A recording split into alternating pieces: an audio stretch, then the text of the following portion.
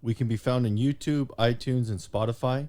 Like, share, subscribe, and leave us a comment down below. Now, on with the show.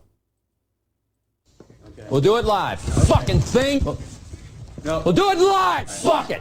Death Holler is a horror cast created by two true horror fans to bring to the table your favorite horror films. Topics include, but are not limited to, historical horror, gore, the occult, and terror. Listener discretion is advised.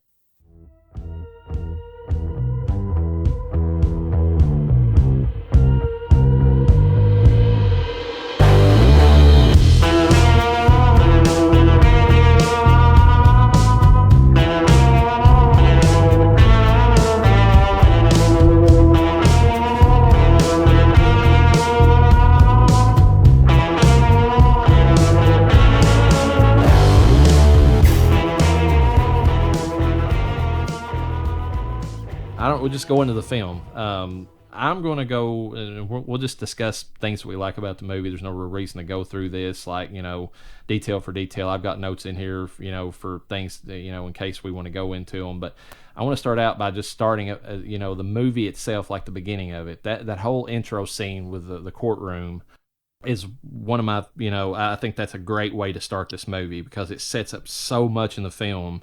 I mean, you got the creepy pedophile teacher, and you got, Kevin who's trying to defend him, but then there's that whole scene where the girl's talking about how the pedophile teacher touched her, and then, Kevin, well, there's two things in that scene. First of all, it shows Kevin, tapping his foot on a briefcase. And when the other lawyer or whoever's beside of him looks down, to tell him, kind of hint at him he needs to stop doing that, we get a visual of these black, alligator skin boots or whatever that right off the bat sets up Kevin as being like this kind of a vain, character. It kind of sets, I think it's visually, it's a good way to set up his personality. And then I did not catch that. I mean, I know the scene you're talking about. I did not catch that with the alligator skin boots. Yeah, and he kind of looks down and he kind of stops or whatever. But then you get that and you're like, okay, he's that kind of guy. He's really into that sort of stuff. And then you go from that and you have of course, the scene where the girl's describing what happened to her whenever the teacher was touching her, and Lomax looks over and he sees the teacher, but beneath like the little desk that they're at, kind of making these like little things with his hand or whatever, like he's rubbing on her body or something, and that's whenever it's so creepy. And then you see it, and Keanu does, I mean, one of the best acting jobs he's done is probably in this film. You see it in his face, he's like, oh my God, you sick fuck, you really did this, like you catch that immediately just from his facial, features in that scene. And I think, and especially later when he goes into the bathroom right after that and he's having the moral, dilemma of like, do I continue defending this guy? I know I can win this but do I want to do that? And, knowing what he knows about it, I think it's a good setup to the film. It really gets you in there quick to, know what you're kind of dealing with right off the bat. That was a hard scene, like emotionally, and I mean, it's a really good setup, though. Everything is in that scene of what you're going to see. It's almost like steps that you'll see in the whole movie of morality and judgment and just all these different things that he's going to experience.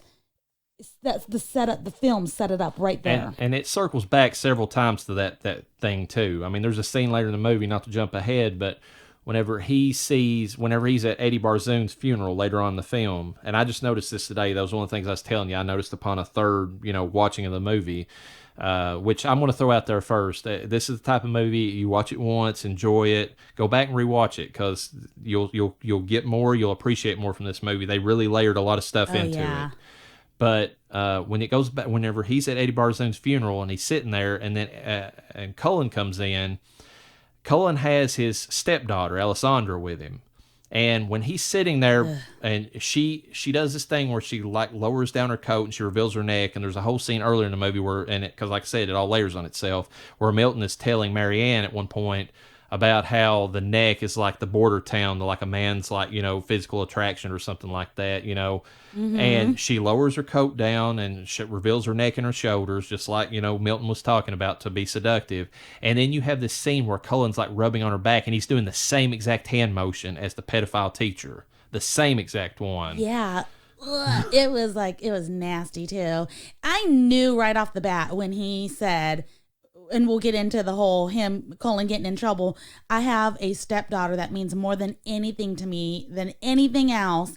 And I was like, ugh, this sounds creepy already. Yeah, I should have thought of that. I don't know. I was too trapped. I was too caught up. I guess like, Kevin was in the film of, trying to deal with everything else, not even go down that route of assuming that's where Cullen was going with his, his extramarital affair, but I was disgusted to find that I wasn't wrong. So yeah, that's the terrible part. And they do go in the movie a little bit, and I don't know, you can view it as ham-fisted or just like, it's a more of a way to show the audience like a direct link. But he does, for a split second in that scene later in the movie at the funeral, Cullen turns into the pedophile teacher for just a split second. Yeah. And he looks back and he kind of gives a knowing look to, Lomax, kind of like, you know what I'm doing, this, you know what's happening now. So I just thought, but going back to the beginning of the movie, just that scene where just that little bit, that hand motion, and then just, because it's almost a blink and you'll miss it. Because if you're one of those people, it's like, always looking at your phone or, glancing back at your phone while you're watching movies, you're going to miss that scene. Because it's there, and it pays off so much, like throughout the whole film, and especially the intro. But you've got to be watching, and that's this movie in general. I feel like you've got to really be paying attention if you want to get the most out of it. Oh yeah. The scene in the bathroom following that kind of, plays into that too. There's something that figures in later, actually, from that scene, whenever the reporter, Larry, is telling him, it's like, you're going to chalk up a loss today, buddy, as he's walking out the bathroom. I didn't realize this till today, whenever I was rewatching it, again for the third time.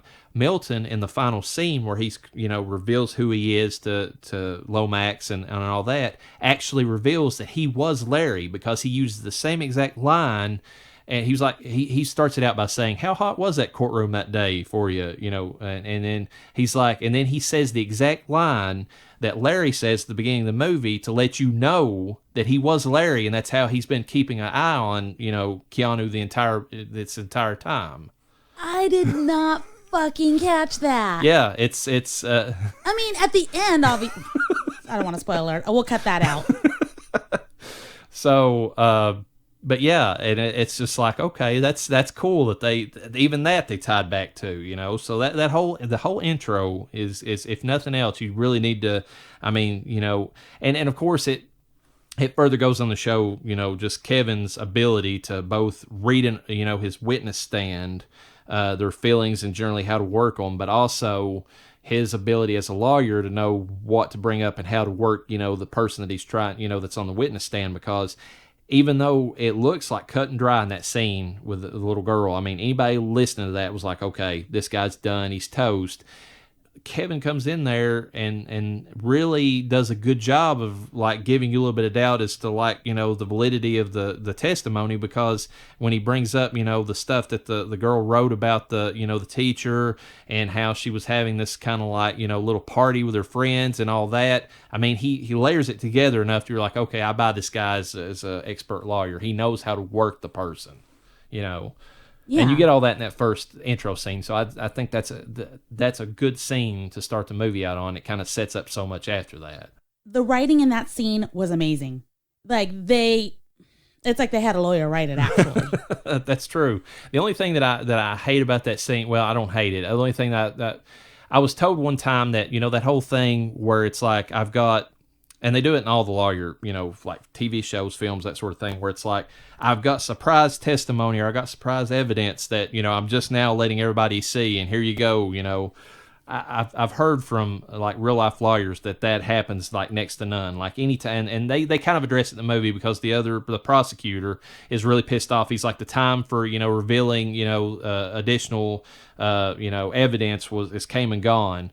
But in real life, they really, I mean, it's supposed to work to where both sides get to see and kind of form their own defense, or kind of, how they're going to work the evidence one way or the other. They've got to be able to see it prior to it being introduced in court. So anytime you see that, and like once I heard that, I was like, okay, that makes sense. So anytime I see it in like a law film, I mean, they use it to spice up the scene, but how often it happens in real life is supposed to be next to none, just because of that fact.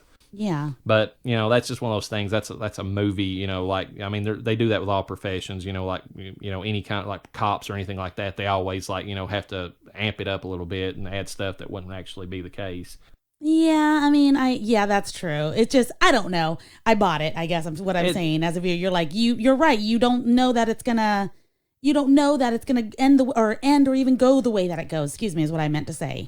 Yeah, and it works as far as just the movie goes. And like I said, they did address it because the prosecutor does, say, hey, this isn't right. He doesn't have the, we've already shown what evidence, where did this come from, that sort of thing.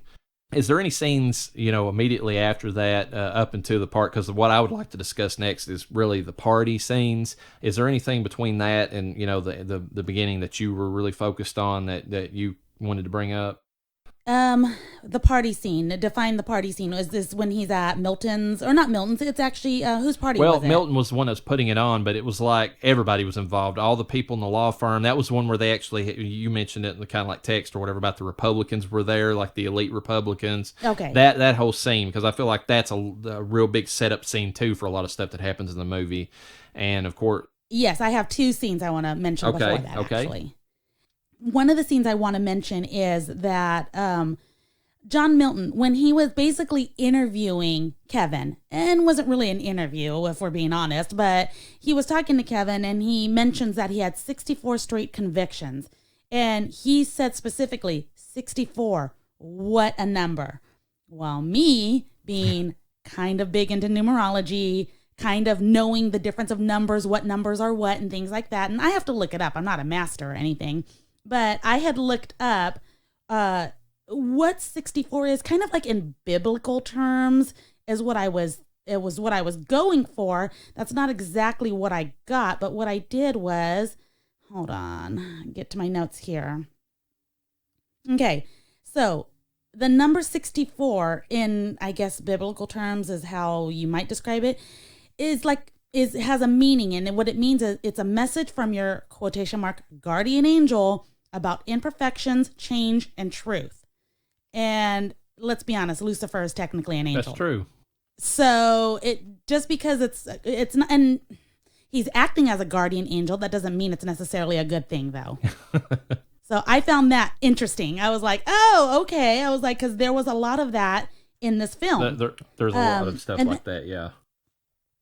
Oh, big time. So that really captured me. That was one of the first big details I had noticed when watching the film pretty much almost every time, except for the very first time that I watched this film. I was really young.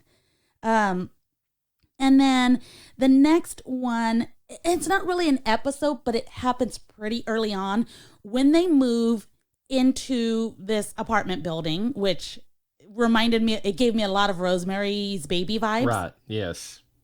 Except for the fact that they were changing colors and things like that. Changing the colors of the walls in that apartment that they lived in was one of the first ways that I noticed that Jackie, which was the next door neighbor, Jackie Heath, started to break Marianne down. Oh, yes. It was just the nagging. One. Yeah, and it was bearing on her soul. Here she is in the big city, no job, really doesn't feel like she has any importance. It didn't really clarify what she was in Florida, although I'm going to assume she was either not some kind of attorney, but she did something. She talked about, there was something about car rentals or used cars or something like that. She was like making a deal with somebody before she left. So there was something similar. Yeah, I do remember that. So that's just one of the things I wanted to discuss before we get into the thick of the film is that, they move And you had said too about the Rosemary's Rosemary's Baby vibes, about how, yes, they get there. You got the big wig guy that is kind of making things happen. She's kind of getting pushed aside, kind of being lied to. There is talks about a baby. Let's make a baby. People think that making babies makes things better, I guess. I don't know. Well, I mean, there's a lot of little comparisons you can make. I mean, the fact that, which it's a scene that's discussed later, but I mean, she's literally raped by the devil in this movie. I mean, so, just like Rosemary was. Oh, yeah. I mean, she's made to be out to be a crazy person by everybody around her. She's forced into basically just living in that apartment. I mean, she has nobody else to associate with. I would actually argue that Rosemary probably gets out and does more shopping at least, or gets out and does more things in, Rosemary's Baby than Marianne actually gets to do in this film. Yeah. And just a lot of little things like that kind of like, make the two kind of similar. I mean, they're not exactly the same, obviously, but I mean, it's along those lines where you kind of get that vibe from it, at least on her side of it. And going back, one thing, I kind of mentioned it earlier because, you mentioned Heath or whatever, Mrs. Heath next door. Her husband, when he first pops up, I just think that's, well, there's two things I want to mention before that. First of all, that scene where Kevin is like is partying with, his wife and, Larry and whoever else it was that was with him whenever they're at the bar.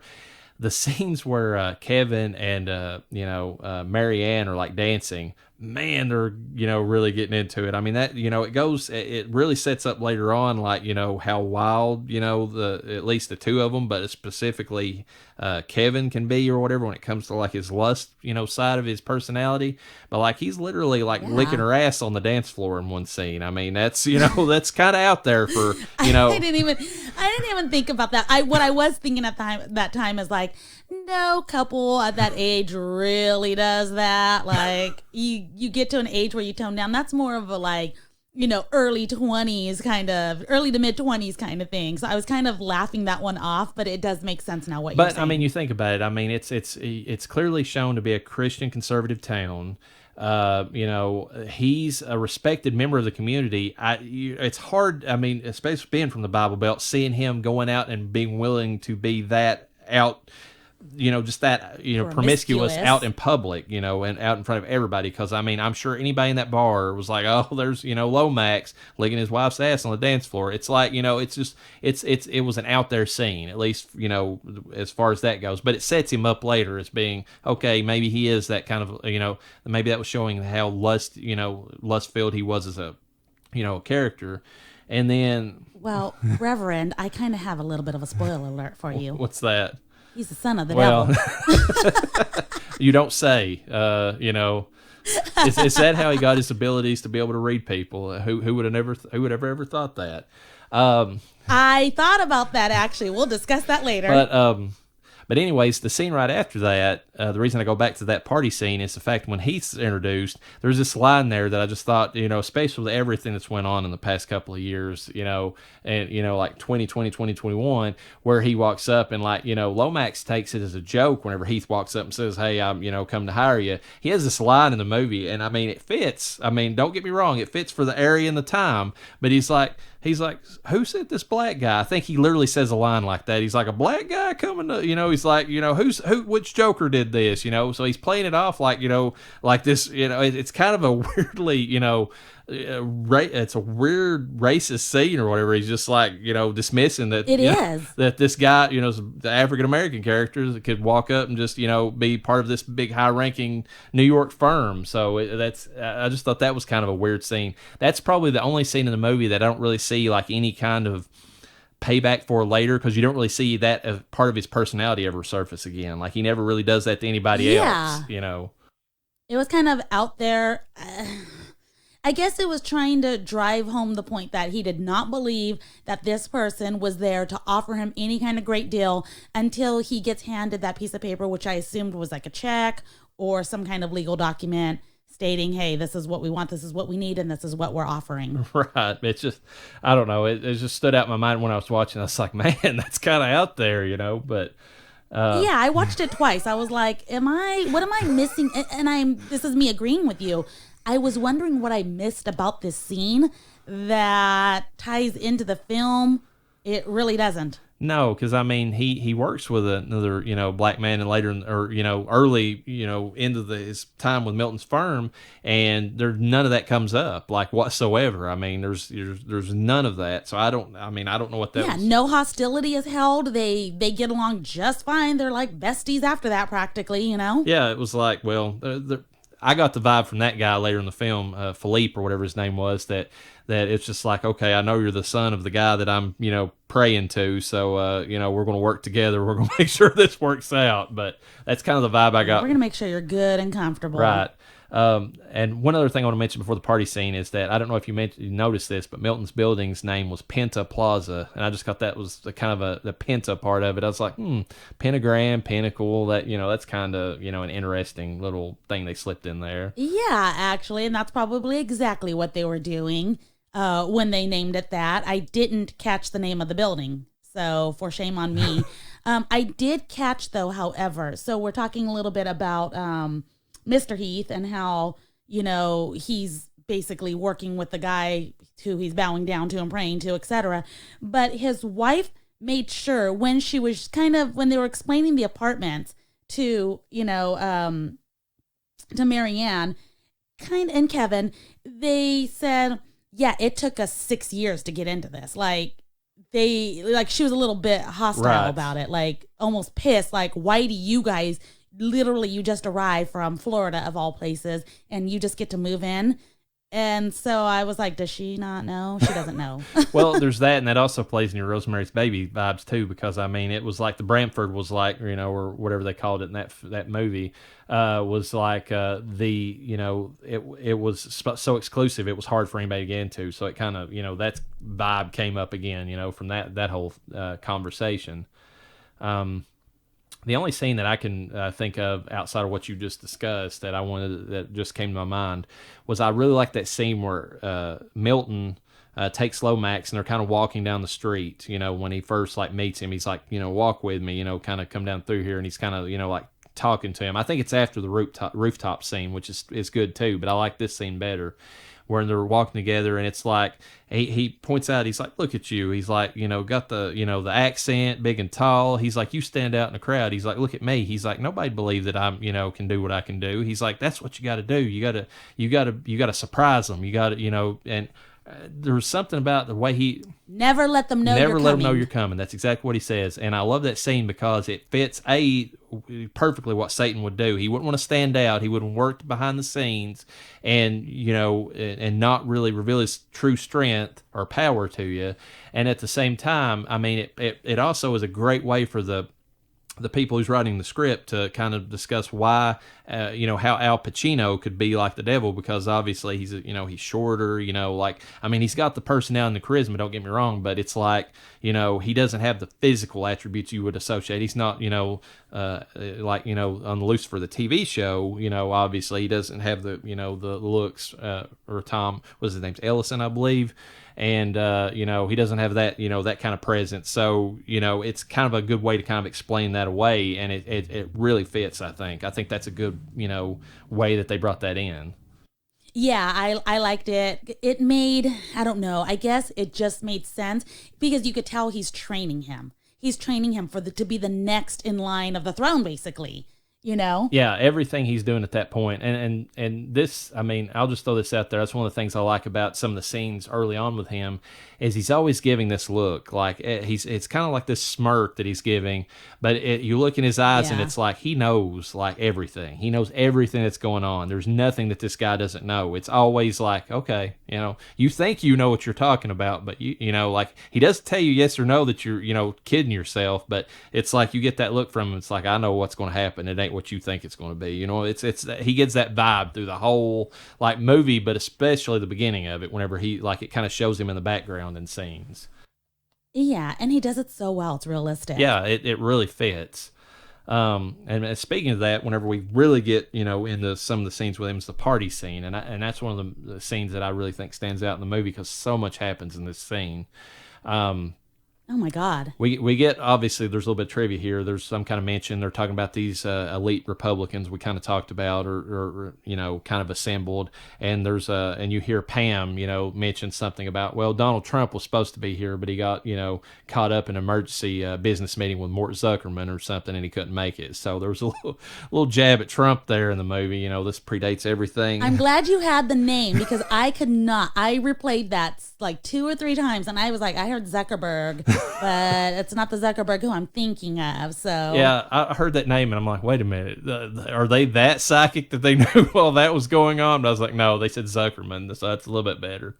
But I just thought that was a funny little thing, especially given recent history or whatever, that they would throw that in there.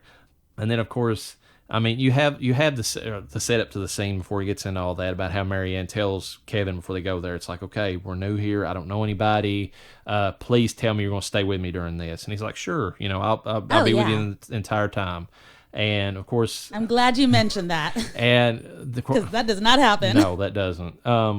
So in hobnobbing and doing all the stuff that he's doing. And there's a lot of background stuff if you're watching it that's setting up different things. I mean, you're seeing some of the characters interact. You're seeing how you hear some of the people talking, and you get how morally corrupt all these people are that are in this meeting, because they're talking about just all this shady business stuff that nobody, should be proud of doing. They're just like, yeah, well, I bought the guy out and blah, blah, blah. And I mean, it's just a lot of that, when you're seeing the scene. So that kind of sets up the kind of the types you're dealing with. But then you get like some of these scenes like with individual characters broken off that really, later on, develop into things in the movie. And one of them for sure is the scene where Milton gets time alone with Marianne. I mean, that is a very big scene in this. I feel like in this whole party scene. Oh my God, yeah. Well, it gets set up by what did he call the women? The sharks? Yeah, the sharks. He's like, he's trying to warn her. He's like, you don't want to necessarily be around this crowd. They'll eat you alive, and... Yeah, and they set that up because those women, those sharks, if you will, really kind of built an appeal for him. They really so he's, got this mysterious ways about him and blah, blah, blah, and things that they would do, over-sexualizing him. And that, I mean, not saying that it lit a spark. You didn't really see anything, but then he takes her, and I'll let you continue with the rest. So he's sitting there, and he's talking to her, and of course, they start out, and they're just talking about, and I mean, even from the get-go, I mean, you get this vibe. It's like there's something between them. I mean, it's great between both actress and actor. I mean, Theron and, Pacino, they're really selling it. It's like she, you get this vibe from her that, like, she doesn't want to be attracted to him, but there's something compelling about him, and of course, he's just selling, every time he's with anybody, he's, selling the sex. I mean, through his eyes, through his, actions, so you get that from the get-go. But then they start talking, and first thing they talk about is her, her family, kind of leading into some stuff, and, he's kind of, trying to, get in her good graces, basically. And there's this great little line they have back and forth where she's talking about how she specifically mentions how about her family life, and she says the only thing worse than not having a father was having mine. And of course he has to respond back, and it's so good, considering the reveal later that he's Satan, spoiler alert, where he was like, tell me about it, like he knows perfectly about having a difficult father. And that's such a good line, knowing what the movie goes into. It's like, they do a lot of that through the movie, but that's one of the better ones, I think. He has such daddy issues. Yeah, he sure does. In all incarnations of the character, usually.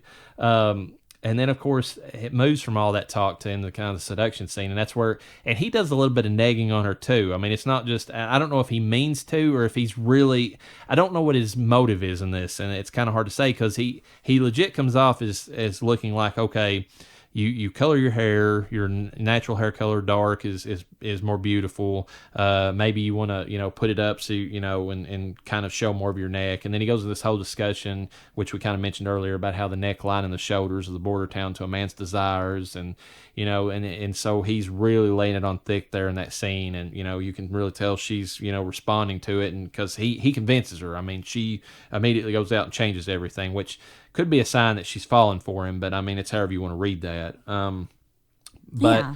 I don't know if it's like his intention was to, because when he does that, like I discussed with you, it's almost like the Samson moment from the Bible. It's like whenever she agrees to cut her hair, she takes her power, at least with regards to like Kevin, and it's like it's gone after that point. I mean, there's a lot of other things that contribute. I mean, her being, always scared and crying and all that, and that kind of, affects, his view of her. And of course, he's already by this point kind of been, weirdly attracted for no real reason to Christabella. And, that could be like more of a mystical, supernatural connection the two of them have. But like when she cuts her hair, it's like, at that point on in the movie, it's like he kind of loses, he doesn't really have the same desire for her like he had in that bar scene at all, Yeah. And it's not the same. It like completely, if anything, just diminishes. And I don't know if that was Milton's way of getting her to do that so that she would go to the wayside and Christabella would come into the forefront. I could see that being the case. But, I mean... Oh, absolutely. I would have a hard time believing anybody could argue that. But on the other side of it, I mean, he plays it off so well that it almost sounds like he really does think that she would be more beautiful, like, showing her natural beauty is kind of the way he sells it. Of course, the devil being the salesman that he is, he's selling you a bad, bill of goods. So maybe that's, part and parcel, but it's just, I don't know. I'm conflicted on that scene because, I mean, I can see it working both ways. Like he legit thinks that she's more beautiful the way she is, but then at the same time, he knows that's going to turn, Kevin away from her. Well, I mean, I believe at one point of the scene, he's like, I don't make you do anything. I just present it and you're the one who makes the choice. And that's his get out of jail card, in my opinion. Exactly. And that fits. I think he knows the intent behind it. It does probably might not always go his way, although in this film, it seems like it does always go his way. Pretty much all the time. And of course, after you have that whole scene with the two of them setting up things later on, you have the scene where, Kevin, it goes out in the balcony, I believe it is, or at least a separate area outside where, him and Christabella, were talking to each other, or Christabel. And that kind of sets up their, the lust for each other throughout the movie because he finally gets some alone time with her. I'm going to throw out there right now, though, and this kind of feeds in some trivia later.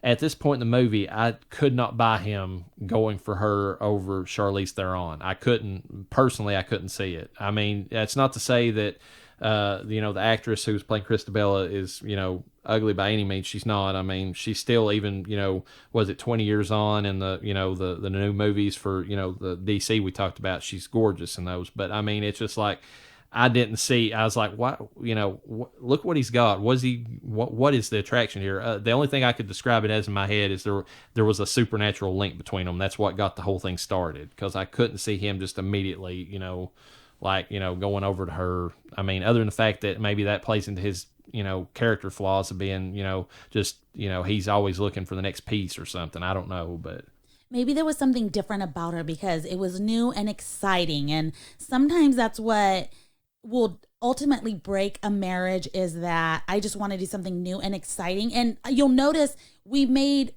comments about how they resembled each other at first, but then of course Marianne kind of loses that when she listens to Milton. The thing is that they're in this new place. He's got the stress of the job. The first time he sees her, I believe she's speaking French. Can you back me up on that? Oh, she's speaking a foreign language, but I can't remember if it's French or Italian, but it's one of the two. Yeah. Yeah. Yeah. And so she's got this appeal to her. In my eyes, she's gorgeous, every bit as gorgeous, maybe not as gorgeous as Charlize Theron, but in terms of actresses, they were similar. They just had different qualities, if you will.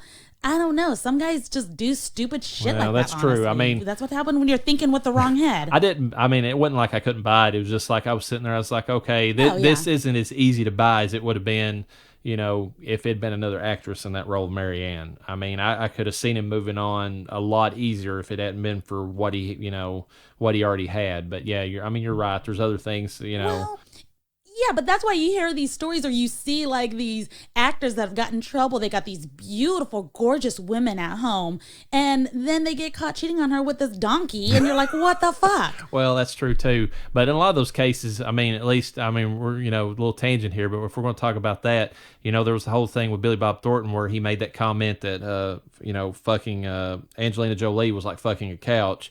And I mean, if you have somebody who's like a dead fish, then, okay, that, even if they are gorgeous, but I mean, you get no vibes at all, especially in that scene in the club that Charlize Theron is anywhere like that at all. I mean, so. Yeah. There's lots of reasons guys do stupid things. Again, like I said, thinking with the wrong head, okay? Yeah. So, I mean, it wasn't, completely, unbelievable. It's just one of those things that kind of, I was like, okay, but you're like, but regards to her, her, appearance or whatever, I felt like throughout the movie, she goes more for Marianne's look, because it feels like her hair gets more of that, like, volume to it and more of the perm the farther in the movies. I mean, especially in that last scene in Milton's office, her hairstyle's almost exactly like Marianne's was. Like, I mean, even the smirks that she makes looks just like Marianne. Yeah, I mean, there was like so much that she took on, it seemed like, of Marianne's, just look and everything else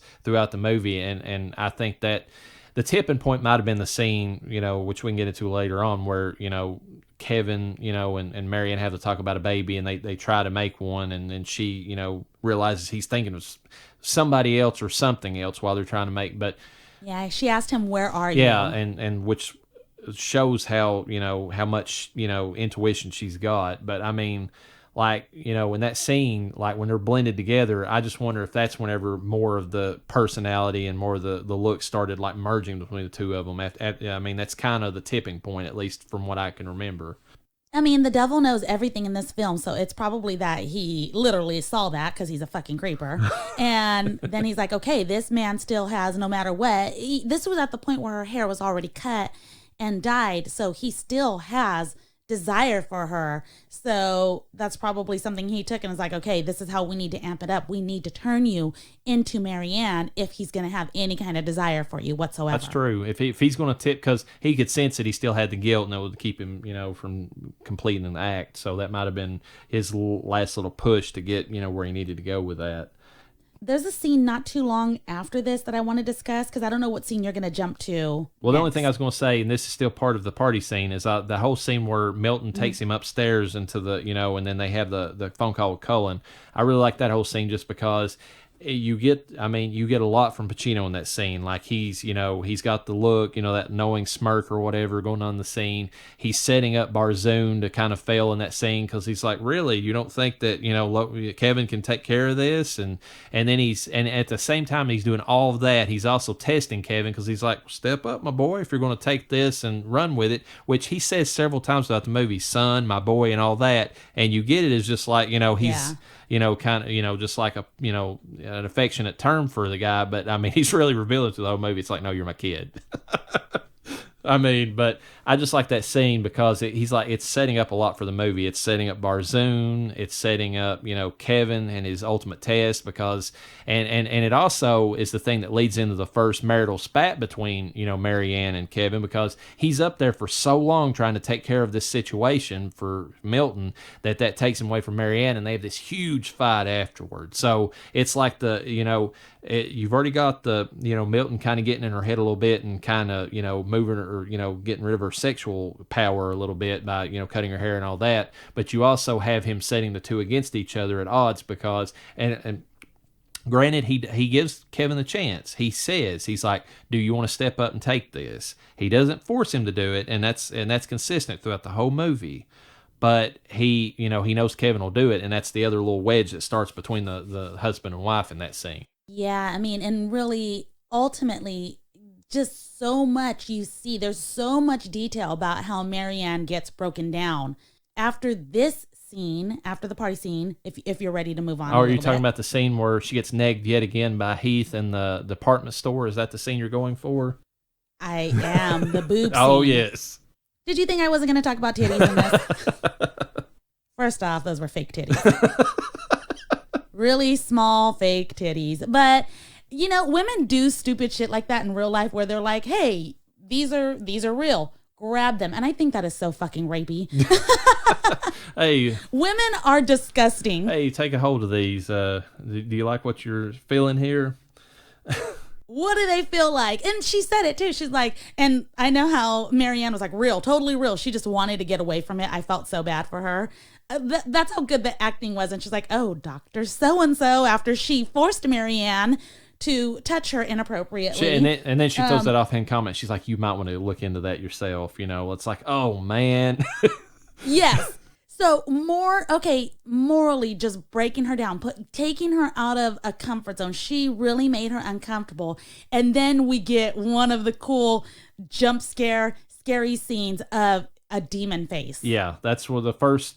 I talked about titties, but I also wanted to talk about that demon face. The first demon face in the film is in this scene. You're right, and that's when she's putting their blouse back on, and and she kind of looks with a smirk at but the demon face I didn't think was as good, but the next part I thought was the better part was like you could see these invisible or these hands on the inside of her body rubbing up and down. That was the creepy part. That was the part that actually sold the scene.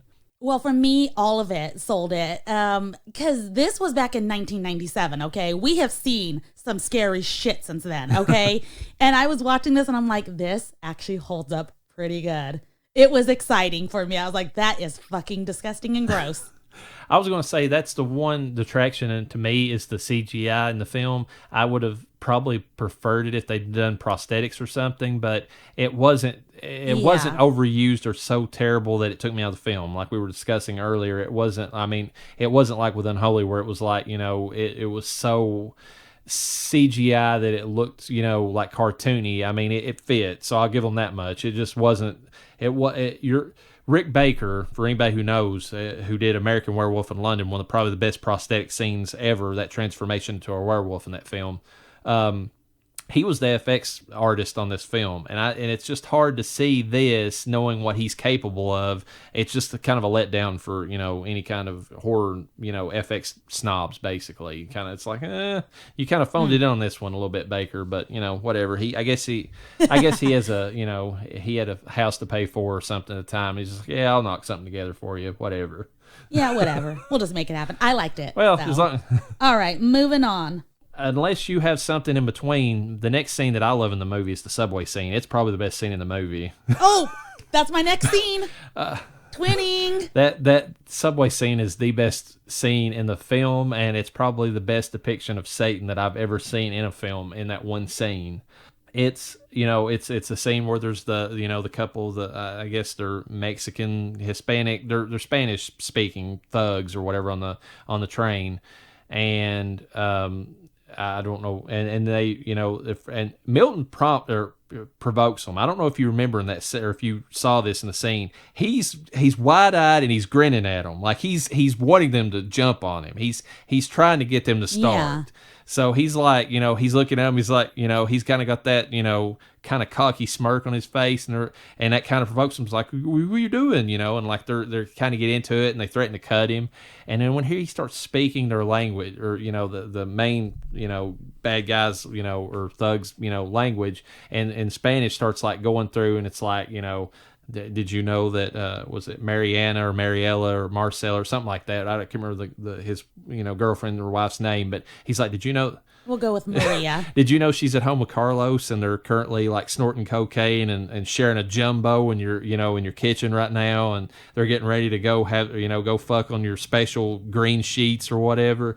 And like the look on the guy's face, he's like, what the fuck? He goes from like, oh, you're full of shit, to like, oh, how did you fucking know that, to like, oh my God, this Yeah. And it's so perfect because Milton just like the entire time he's just and the way he wraps it up, he's like, now, if you get off this train right now, you can catch another one and you'll be home in time to catch them. And he's like, you'll thank me in the morning. Like he doesn't, it's just like he does in the rest of the film, but it's so distilled and perfect. It's like he's setting this guy up. He's prompting him to sin, but he's like, and he's already got the, the utility knife there to do it with. But Milton doesn't do it himself. He's setting the, the dominoes up for him to fall, basically. Yeah. And I don't know. What did you think of the scene other than that? I just loved how, like, the whole way that he worked into it.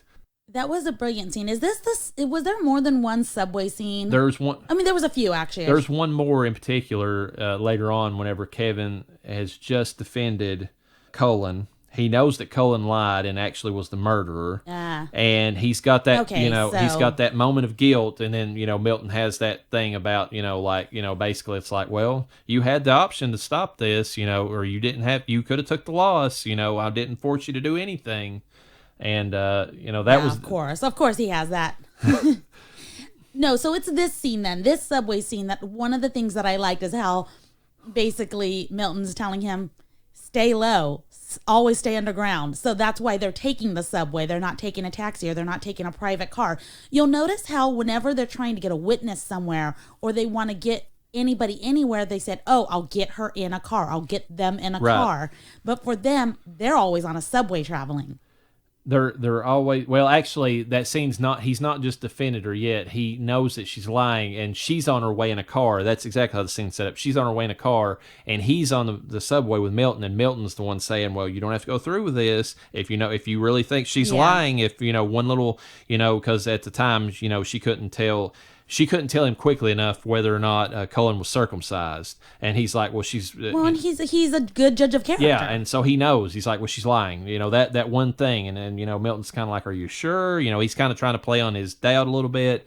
But, I mean, it's kind of funny because they're traveling by subway, and you would think them being rich and stuff that they would go by, some kind of posh way of getting back and forth. But Milton's preferred way of getting through there is the subway. And I don't know... And it's partially because of the subterranean thing and being the devil. I'm sure that factors into it.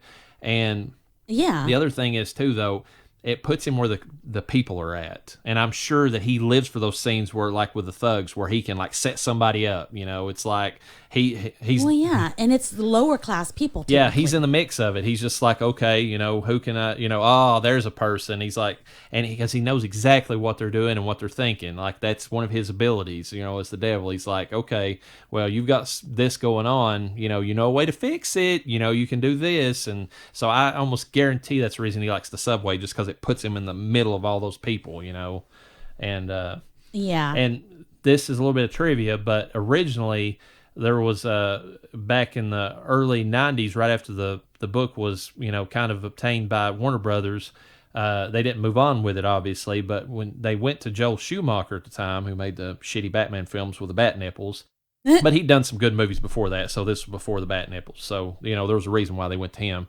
And they had him draft up like his own version of this movie. And they originally cast Brad Pitt for the role, which would have been interesting. I would hate to see him, though, at the time, try to pull off a Southern accent, too, because I don't know if you saw 7 Years in Tibet, but oh my God, that's the worst accent I've ever heard in a movie. But he... Joel Schumacher was going to set the entire film in a subway, I think, or at least most of the scenes, because he had the concept that the subways were the 9 layers of hell, and he was going to work that theme into the movie. And maybe a little bit of that, rolled over in the edits and stuff, and that's kind of why the subway scenes happened in this film. Yeah, one way or another, whatever the primary reason they used it, which I did specifically hear Pacino say, always stay below ground. Something around those, I might not be saying verbatim, but you noticed they were always together in a subway. So I thought that was kind of cool.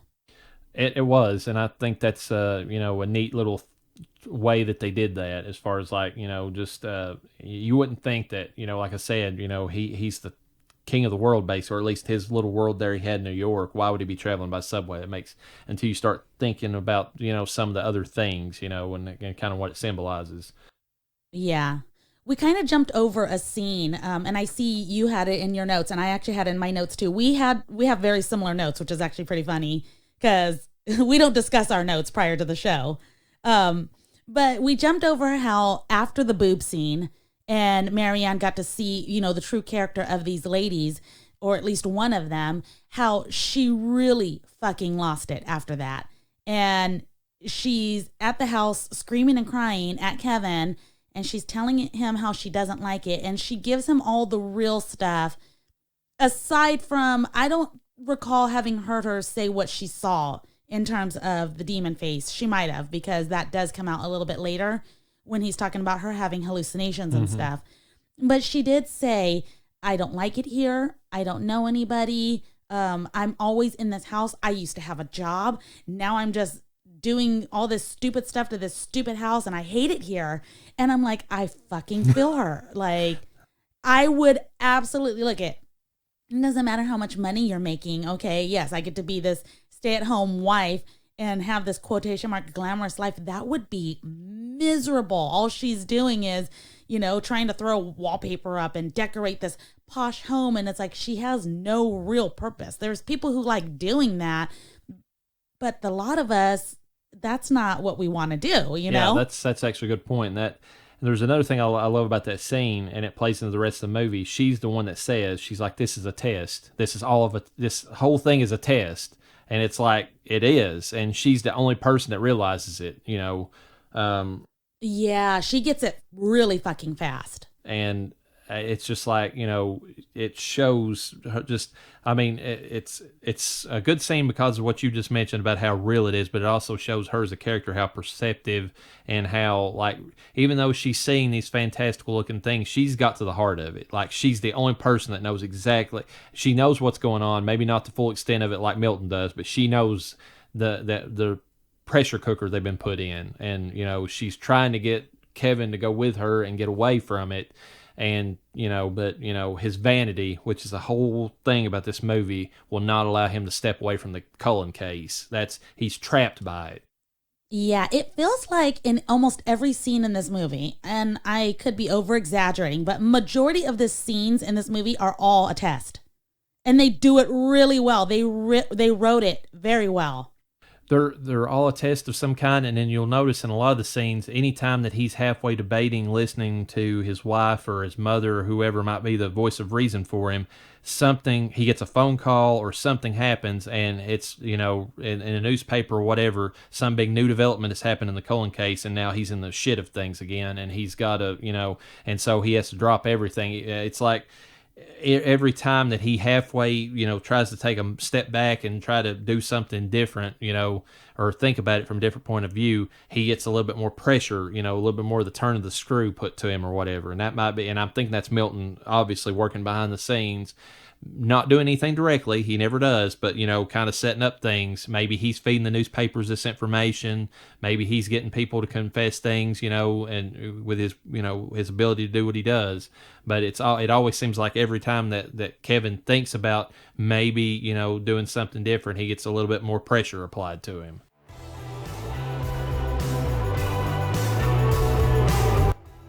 If you enjoyed this episode of Death Holler, Part 2 of The Devil's Advocate, please look out for our final coverage of The Devil's Advocate. Death Holler is brought to you by Blue Collar BS with your hosts, the Reverend Dr. Death and LlaReyna. Please like, subscribe, follow, and share. We'll catch you next time. And don't forget to bring your death certificate.